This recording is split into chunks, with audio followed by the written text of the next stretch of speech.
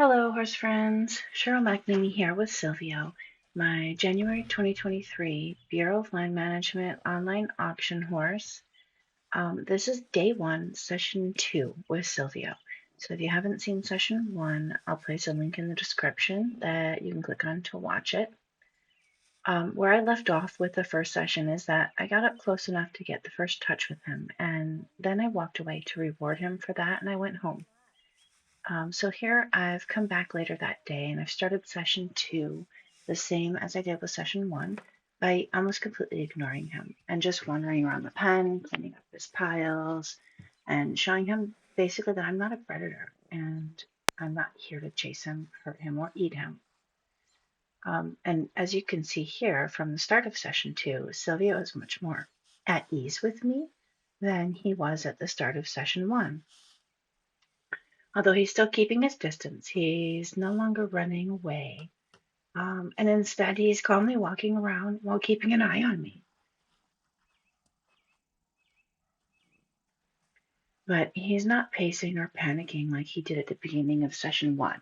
So, this is a very good sign that a lot of what I had done in session one had a positive impact on what he thinks of me.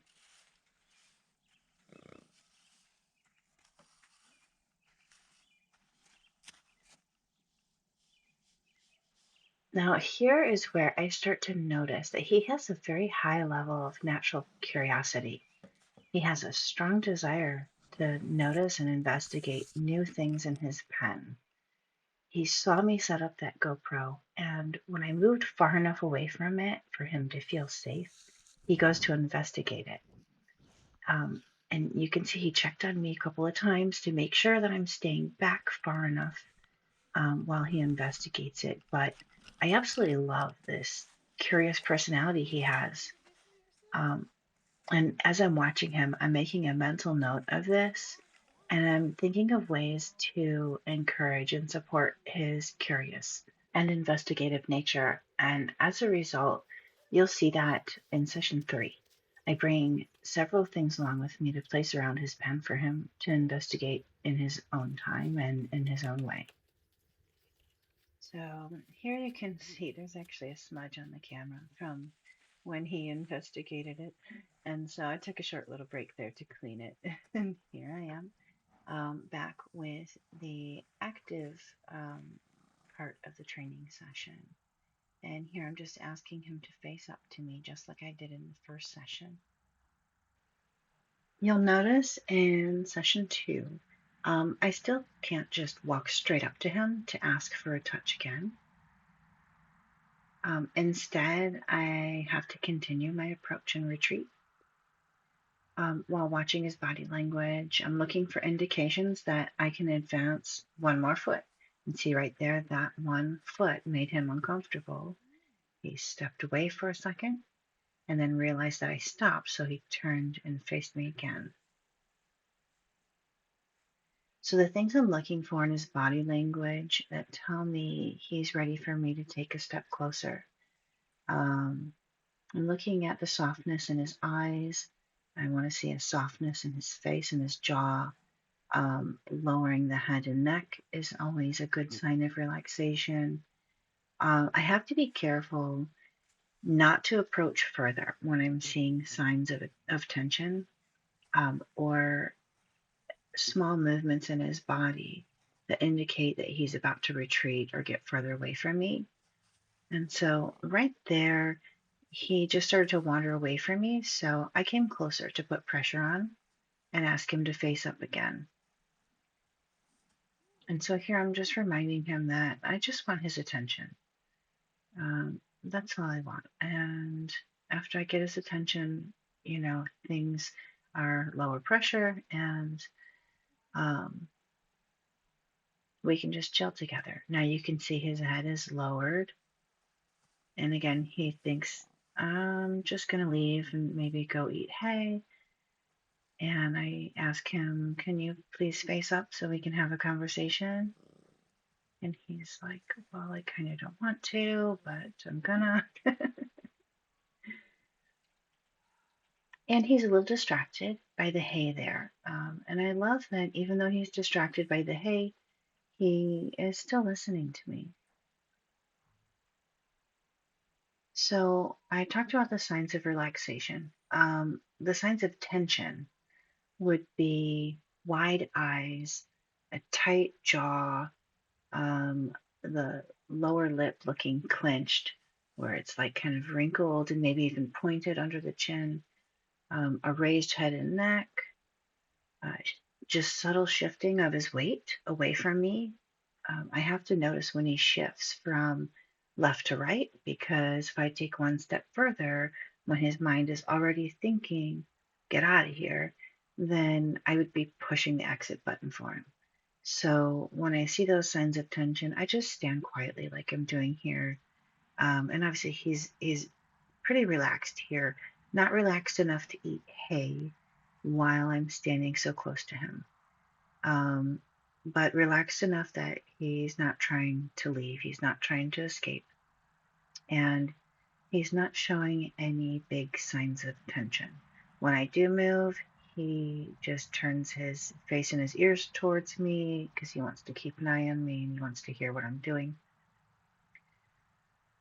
And you'll notice that I'm not facing him when I'm kind of slow approaching. I don't face him. I do face him when I'm asking him to face up to me, and then I turn sideways again. And there's a couple reasons for this. One is that when you stand sideways, you actually look smaller to the horse than when you face them directly. So it's visually less intimidating to them. Second is that the horse knows that when you're not facing them directly, you aren't looking like a predator in pursuit. So it's harder for you to lunge at them and potentially scare or hurt them or even eat them, which is what they're afraid of from life in the wild. And all the years that they spent being super cautious in order to ensure their own survival. So again, it's just less intimidating and they accept your advances quicker when you're standing and approaching sideways. And as soon as you turn to face them and square up your shoulders to them, looking directly at them, that's enough psychological pressure to cause them to want to run away from you. And as you can see in these videos, when I do that, I'm actually asking him to face that pressure and be brave with it, and turn and look at it instead of running away. And that's when we can start to have a conversation such as this one, where I'm watching his body language, he's watching my body language, and we're both kind of just getting comfortable with each other. And one thing you'll notice with my feet as I'm doing this, you can see like my right leg was just bent there. He looked at something over there. So I looked at it, just kind of showing him that, I'm aware of what he saw. Here I'm asking him to face up again. And he's like, come on, lady, I just want to eat some hay.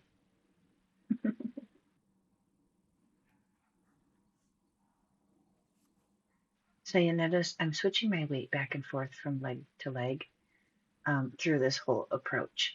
And each time I take the weight off of my foot that's closest to him, I slide it a little bit closer to him so that when I go to shift my weight onto that foot again, I'm actually 6 inches closer than I was before I switched my weight between my legs.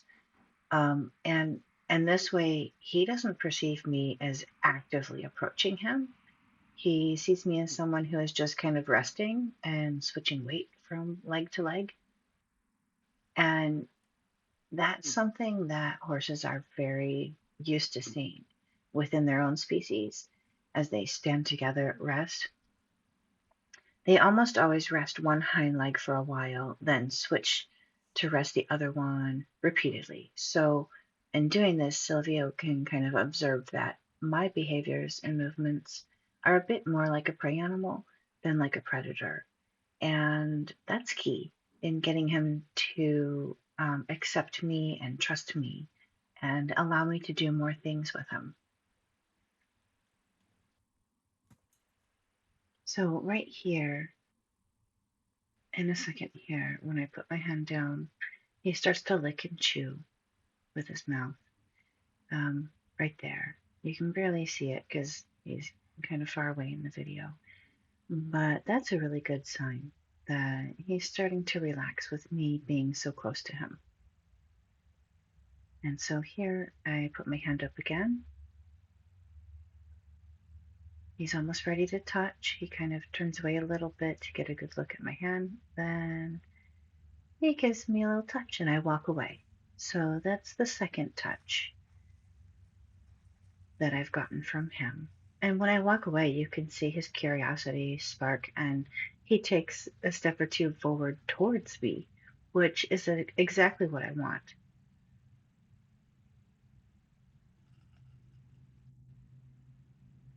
And since that's exactly what I wanted, I gave him a nice long break here before I took another step towards him. And you'll see now I'm advancing a little faster. I kind of crossed my legs over. Instead of shifting my weight and kind of inching closer to him like I was before, now I'm saying let's take it a step up. I want to approach you a little bit faster, and have you still be okay with that? And since he did somewhat okay with that, and by I mean somewhat okay, he started to move away from me, but then he stopped and he faced up again. Since he did that, I stopped and I just gave him another nice long break here, and we're just kind of relaxing together. And now he notices when I shift my weight like that. He's wondering, what does this mean? Is she getting closer? Oh wait, she's not getting closer. Good. And so there I did I'm doing my little trick again with my legs, and resting one for a few seconds, bringing my hand up so that's no surprise to him once I get close to him. I want him to be able to see that from far away, before I go up close to him and then raise my hand suddenly, because I don't want him to be afraid of that. I want that to be sort of a normal behavior that he expects from me and isn't afraid of course. And we're about to lose daylight here. I have to say, I'm pretty disappointed in the GoPro when it comes to recording scenes in low light. While Silvio and I continue to be able to see just fine outside for a while, the GoPro goes completely black long before our vision is reduced. So you won't be able to see what I did with him in the next 40 to 50 minutes that I stayed in the pen with him. But I want to really talk about that because it was really important and it was really crucial in how he sees me and how he feels about me being in his pen and in his space with him. So basically, after this, I switched from active training mode back into a passive training mode where I'm really not paying attention to him at all. And what that means is I stopped asking him to face up or connect with me, and instead I just walk around behaving a little bit like a horse. I kick around the hay a little bit, like another horse might do, and I kind of squatted down and hugged my head low and just rested there next to the hay pile, allowed him to kind of come up and sniff me on his own terms, and then he began to just stand there and eat while I rested next to him, 2 feet from him. So every now and then I made a point to take a big deep breath and let it out with a bit of a sigh so that he could hear me relaxing. And with horses, that relaxation is contagious. Horses really feed off of each other's subtle feelings and emotions like that. And I want him to know that the way I behave and the way I act is very similar to what he has observed in the horses that he's been comfortable enough to spend time with.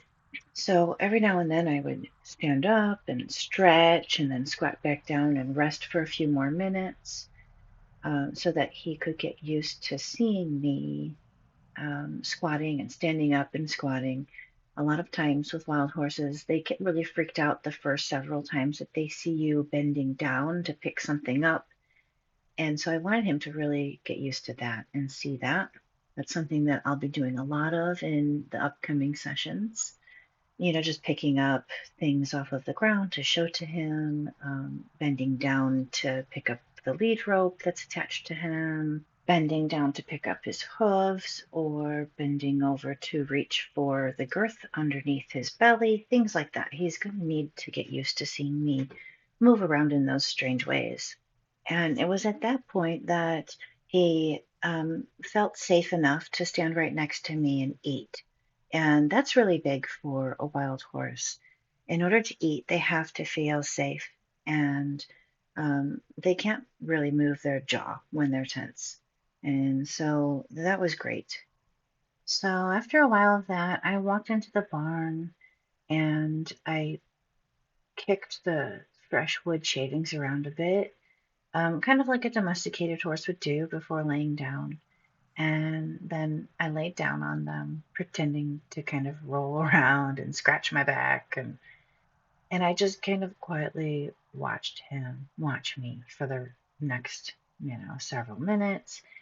And, it's kind of interesting because they look at you like, oh my gosh, what is that thing doing? And then they start to relax and realize, oh, she's just rolling and scratching her back.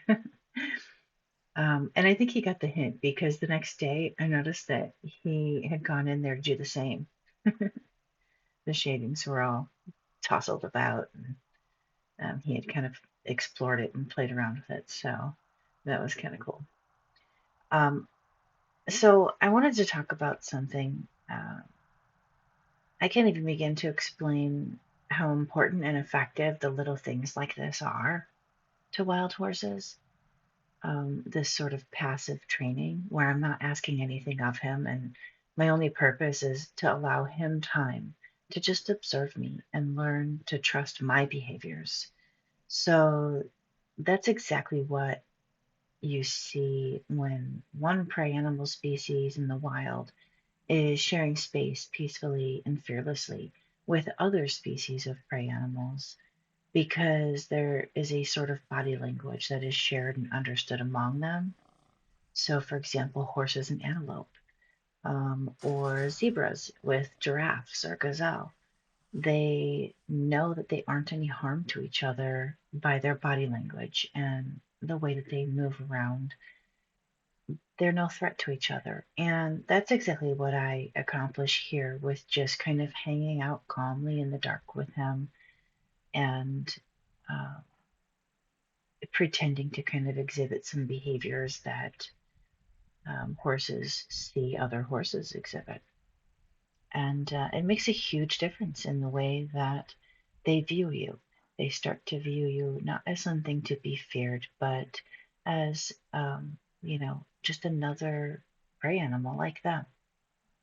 And that's when they start to communicate and connect with you because they feel safe doing so. So I am going to leave it at this for this session.